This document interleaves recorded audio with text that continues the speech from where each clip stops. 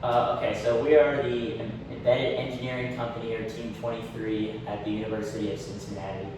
This is class EECE4038C with Dr. Tiahi, and our presentation is on the liquid storage tank monitoring system.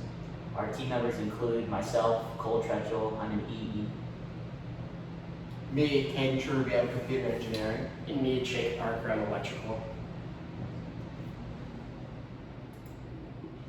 So in this presentation, our topics include the abstract, where we'll dive a little bit into the presentation as a whole, and then we'll get into the introduction, the background, and our project objectives. We'll then step into the methodology, our timeline, budget, and conclusion. Alright, so for the abstract, our company has proposed a project where liquid storage tank would include a self-monitoring system. If any fluctuations in the tank's conditions occur, a user display will provide the appropriate details and alarms will trigger on top of that, alerting the operator that an issue has ensued. A water level sensor, a temperature sensor, humidity sensor, and tilt switch will all be used to monitor the conditions, and an LCD audio device and red LED will display the conditions and the alarms associated with them. This functionality will help regulate the tank's internal climate for any sort of sensitive or general liquid storage or dispensing application. So, quick introduction. A self-monitoring system typically provides constant feedback without the need to regularly assess the device that is being monitored. Most of these systems also have a way of locating the exact cause of an issue when something is going wrong, so the device can be easily apprehended. The liquid inside these tanks could be something as simple as water or something hazardous, which is why it's so important. I guess the most common application for monitoring systems is known as tank gouging, which is the measurements of liquids in large storage tank with the purpose of quantifying volume and mass of the product in the tanks. Today, they are mainly used for oil movement, inventory control, loss control, mass balance, overfill prevention, leak detection, those kind of things. This also brings about the need for engineering standards and best practices to make sure that everything is regulated and works correctly, so nobody gets hurt. Alright, so we have 4 objectives for this project. The first one is to plan out the hardware and software designs for the system. This will include block diagrams for data flow, detailed hardware drawings, and the flowchart logic. For number 2, we have to integrate the hardware components and secure everything in a desirable location to create a shell-like model after the parts have been acquired. For number 3, we have to develop and upload software that will take the sensor inputs, deliver the information to the LCD, and trigger output alarms when the conditions are met. And 4, we also have to perform system I/O testing to verify functionality and design refinement as needed. Alright, so for the methodology, phase 1 is designing and planning. So EECE is to first plan out the hardware and software designs for the system.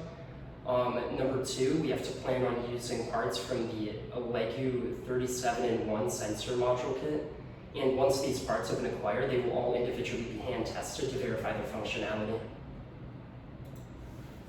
Phase 2 and 3 include the hardware and software integration.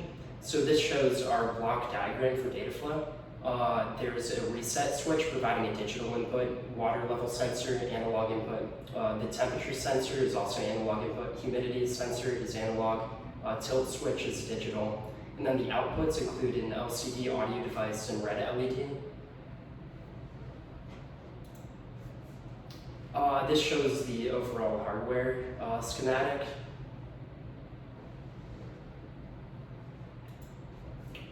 And then finally, we have our flowchart logic.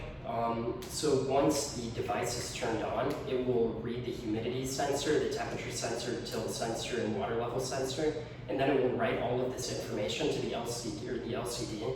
If the humidity is too high, the temperature is too high, or the tank is not level, a tune will play on an audio device, and then after that, it will check the liquid level. If the liquid level is too high, if the liquid level is too low, the LED will turn on, alerting the operator that there's a problem.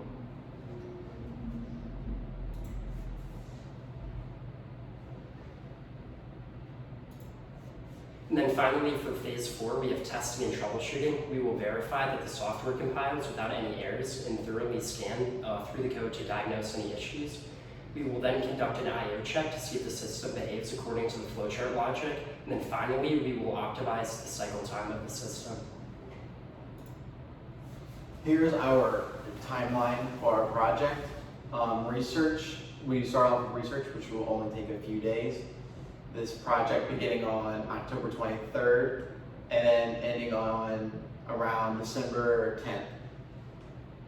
It should take about a minimum of 2 to 3 weeks to complete this project.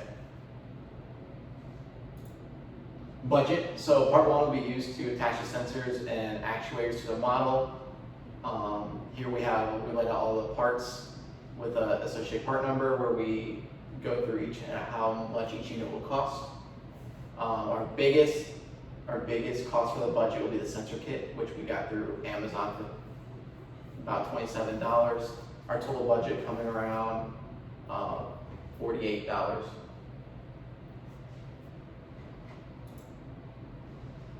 So to wrap it up, our company has found a way to better regulate liquid storage tanks. We've also set forth, multiple forms of data that will be collected, such as temperature, humidity, and level of the fluid. Seeing that the hardware design is already underway, the team has no hesitation that these objectives that have been set forth will be met.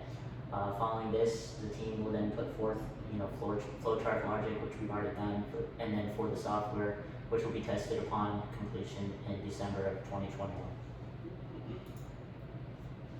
And that about wraps up the presentation. Thank you.